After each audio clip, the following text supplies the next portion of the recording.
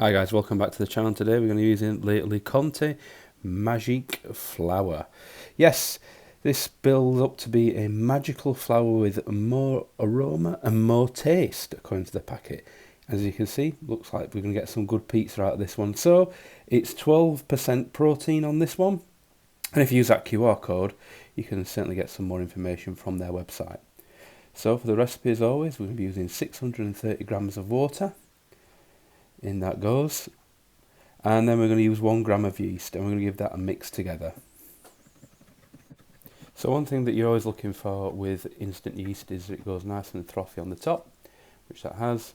And now we're going to add in that flour. So we need to gradually add in the flour and give that a mix round.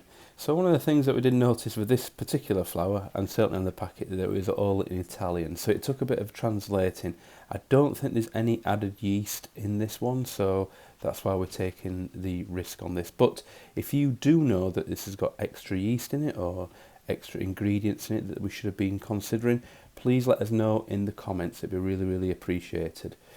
Now, one thing we did notice now is that the aroma this flour was giving off with the building up of the dough mixture, it was absolutely phenomenal. It smelled a little bit like baking biscuits.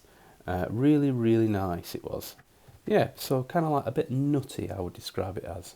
So just adding a little bit more flour in, and this will be the last time we add any flour into the actual bowl itself. It's near enough ready for kneading now. So it did say on the packet as well that you could get this up to 70% hydration. We've used 63%. I always try and use 63. I always find that that's kind of like the halfway house in terms of mixing things by hand. Obviously, stand mixer, you can the hydration quite significantly. It's not going to stick everywhere. So just putting some flour onto the work surface now, and I'm just going to save a little bit back to scrape out the bowl because this dough was starting to get increasingly sticky now. So as I get this out of the bowl, you'll see there's quite a lot of excess on the side of the bowl. So just using some flour there just to scrape out that bowl and get it nice and clean again. So now we need to start to mix and knead this for around about 10 minutes. And it took the flour really well, the dough, and we ended up with something that was slightly easier to manage. I'm not going to say it's the easiest dough that this was able to manage. There are far easier ones that took 63% hydration better than this one did. And on the packet it does say that it can take up to 70%. Now you'll just start to see it's starting to stick a little bit onto the work surface, so just having to work a little bit harder now with my hands. So whilst I'm continuing to knead the dough, I'd just like to give a massive shout out to all our subscribers. We're now over 2,000 subscribers, so thank you ever so much for subscribing. And if you haven't subscribed already, please hit that subscribe button. It really does help the channel along, and me and Oliver appreciate every single subscription that comes our way. Alternatively, if you want to leave a comment as well, please do. A question. What did you think to this one? Any questions you got on pizza making in general? Don't forget, myself and Oliver, we're complete amateurs. We just do this from our kitchen. We've got no fancy studios or sets or anything like that. So that dough looks ready now for its rest for 1 hour. So we're going to cover it. And after 1 hour, there we go. So just a bit of sticking to the work surface, nothing the dough scraper can't handle. And we're going to put in that 25 grams of salt now. And again, I've been asked about this before. This is just a personal preference of mine. I do like to think that the yeast and the water and the flour get a bit of a head start before you start putting in the salt, which can slow down that fermentation process of the yeast. And if you want to put everything in one go, that's absolutely fine too. There is no right and wrong answer to this. So you need to now knead that for 5 minutes extra just to get that all incorporated in all that salt and everything. So what you'll start to notice in a second is that this starts to become increasingly sticky now. And if this does happen to you when your dough starts sticking everywhere, best thing to do is just what I'm doing now. Just call it a day, leave it at that, pop it in the mixing bowl, and then cover it. I'm going to cover this for 19 hours. I'm just going to let it ferment now at room temperature. So here it is before,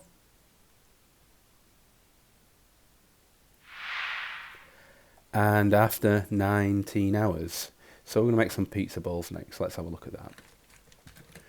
So here we go. This is after 19 hours. Let's open it up and let's have a look inside.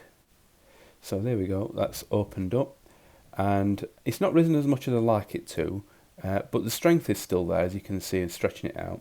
So one of the things I'm probably going to do on the next video is I'll get some new instant yeast. It's probably had its day, that yeast, even though it's still in date. So we're going to get 230 gram pizza balls, and we'll get 7 of those when we make them all together. So just using some Caputo Semola flour, and that just stops with the sticking. This dough was still incredibly sticky, even after all that time at room temperature. Still really sticky. So just a quick dab of the dough into the Semola flour and getting that 230 gram pizza ball sorted. So I'm going to give that a really good roll in there, because I don't want it to stick in the tubs when we get to pizza time and taking it out, that I'm not hindered by it sticking everywhere. So it did make an half decent pizza ball. Not much sticking to my hand now, and that's generally down to that Semola flour. If I tried to do that without putting any flour on my hands, it would have just stuck absolutely everywhere. So just putting a little bit back there that's hanging off my finger. And I'm going to give the bowl a bit of a douse with that pizza flour, with the Semola flour, and just make sure that we've got double flour in, and that we're not going to end up with a sticky pizza ball in that tub. So getting the top, and again just giving that a little bit of a douse in that flour, and then on with the lid, and then there you go. We're going to leave them for about 5 hours, and here they are before, and here they are after 5 hours. Pizza time is coming right up.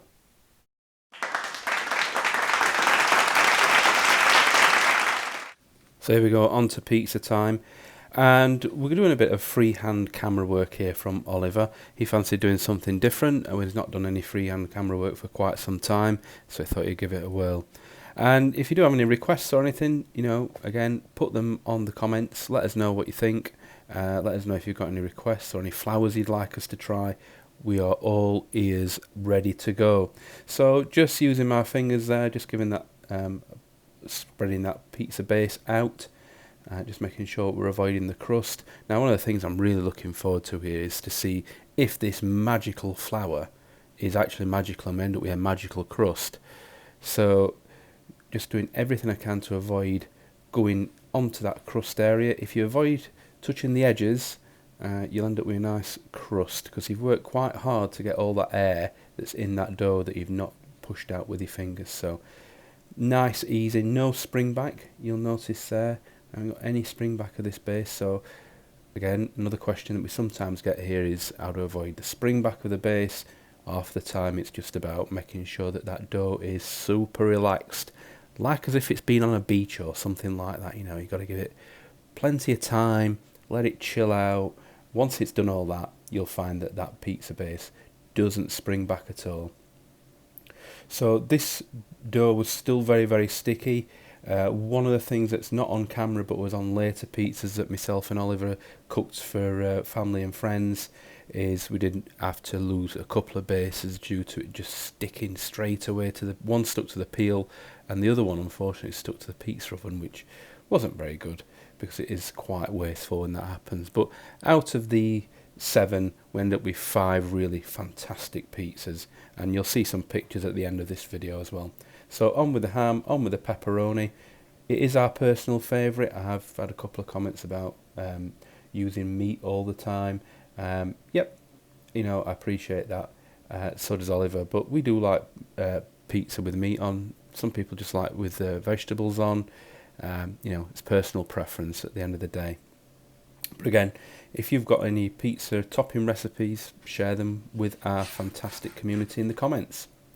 So onto the peel, and let's take that outside and let's get that in the oven. So we're using here the Gosney Rock Box as always, and the oven temperature, the stone temperature, is about 400 degrees. So hit that subscribe button if you like what you see. Hit the subscribe button. We are cooking loads more pizza, loads more videos coming up, and we always try to build that community up with a couple of amateur pizza cooks who are very passionate about pizza, who cook it out their own kitchen in their own home. As I say, we don't have any fancy studios or sets or pizza vans or any of that. We're just completely passionate about pizza. Now we will have some more videos coming up, as I said, but if you liked this one, hit that like button. Again, really does help the channel and spread this video out to others. We're also going to have some different styles of video coming up in the autumn and winter months. They'll be just one-off specials. When you get them, if you subscribe, you'll get all the notifications as well. So look at that crust. I think that is a bit of a magical crust, to be honest with you. It looks absolutely fantastic. Comparable to the Caputo Novala flour, I would say. Look at that. That looks absolutely brilliant. And this flour was bought from the Italian Gourmet, so I'll put a link in the description and you can go and check out their website. But yeah, I've completely purchased that from them. Really, really nice flour it is too. So onto the chopping board, let's have a look at that pizza. Well, if you're a fan of the puffy crust, it certainly has puffed up that crust. Look at that. So let's have a little look underneath. Try again, burnt my fingers. That looks fantastic. Really, really nice. Nice bit of charring on there, not too heavy on the charring. Now, wasn't too crispy, but super, super soft. Really, really soft, that crust. So let's go in with the pizza cutter. Let's cut that open. And then we'll have a look inside that crust. Now look at that. What do you think? I think it looks brilliant, and it tasted fantastically too. The bread was so aromatic, it really, really was. So please leave a comment, let me know what you think. Really, really would be appreciated. Really enjoyed this one. Fabulously magical flour, I have to say. But from myself and Oliver, it's thanks for watching, and bye for now.